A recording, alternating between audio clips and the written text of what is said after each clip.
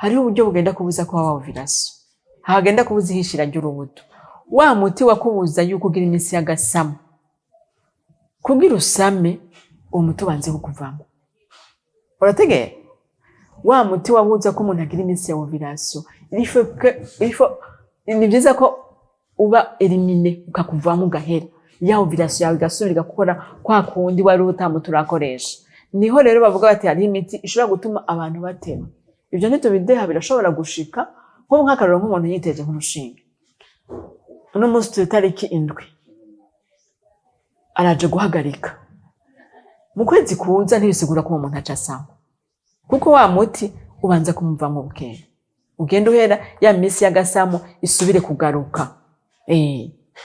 Ibyo rero birashobora gushika, ariko n'ibintu bidatwara igihe bikava no ku mubiri y'abantu, kuko ikintu bita taux de fécondité, hariho n'umuntu ashobora gutera gusama atandukanye yakoresheje, biraba.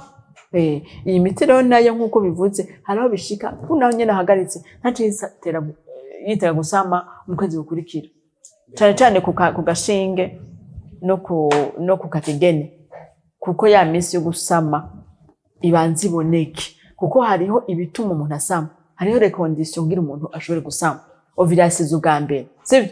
N'ibindi.